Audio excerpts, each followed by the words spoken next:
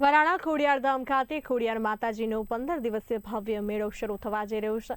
પાટણ જિલ્લાના સમી તાલુકાના વરાણા ગામમાં આવેલી આ આધ્યાત્મિક સેવા કેન્દ્રની મેળાની તૈયારી ગ્રામ પંચાયત દ્વારા તેજ ગતિએ ચાલી રહી છે। મેળામાં વિભિન્ન રાજ્યોના ભક્તો ભાવિ દર્શન માટે ઉમટશે। સ્ટોલ વ્યવસ્થા માટે અંદાજે 125 પ્લોટની હરાજી કરવામાં આવી છે, જેમાં વરાણા પંચાયતને અંદાજે 5 થી 6 લાખ રૂપિયાની આવક થશે। મેળાના સુવ્યવસ્થિત આયોજન માટે પંચાયત દ્વારા 5 સ્થળે નિઃશુલ્ક પાર્કિંગ, મેડિકલ કેમ્પ, પીવાના પાણીની વ્યવસ્થા અને 20 કર્મચારીઓ દ્વારા સ્વચ્છતા કામગીરીનું આયોજન કરવામાં આવ્યું છે।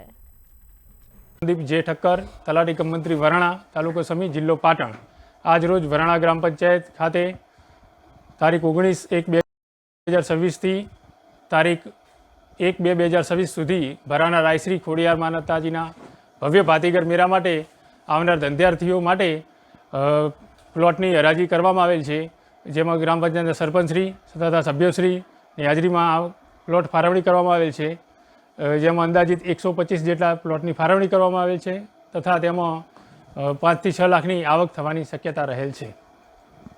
હરાજી ટાઈમે અંદાજિત 125-130 લોકો હાજર હતા। પહેલાં બોલ્યો ને પહેલાં, જેમાં આ હરાજીમાં ગ્રામ પંચાયતના સરપંચશ્રી તથા સદસ્યશ્રીઓ હાજર રહેલ હતા।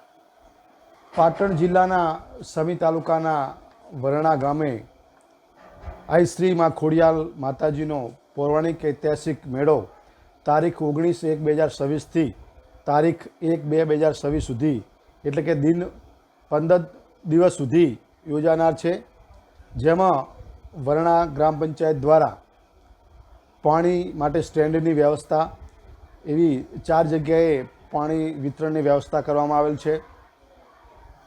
તેમજ વરાણા ગામે વરાણા ખોડિયાર માતાજીના મંદિરથી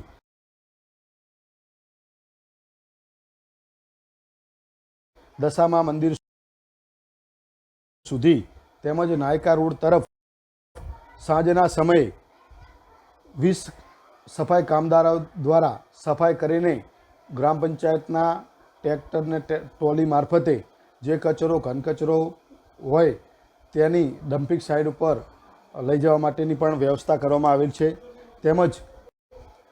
તેમજ પાણીના ટેન્કર દ્વારા પાણીનો તમામ મેળાની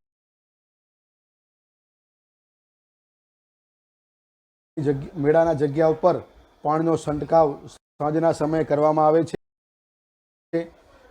તેમજ વરાણા હાઈવે બસ સ્ટેન્ડથી કરી અને ખોડિયાર માતાજીના મંદિર સુધી સ્ટ્રીટ લાઇટની વ્યવસ્થા વરાણા ગ્રામ પંચાયત દ્વારા કરવામાં આવેલ છે।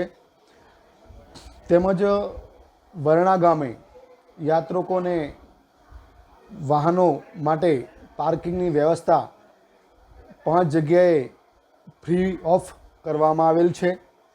તેમજ પંચાયત દ્વારા આરોગ્ય મેડિકલના સ્ટોલની પણ વ્યવસ્થા કરવામાં આવેલ છે। તેમજ અલગ અલગ કોર્ટ દ્વારા, એસીબી કચેરી દ્વારા પણ સ્ટોલ દર વખતેની જેમ આ વખતે પણ તેમના સ્ટોલની પણ વ્યવસ્થા કરવામાં આવેલ છે। અને આજરોજ તારીખ 16/1/2026ના રોજ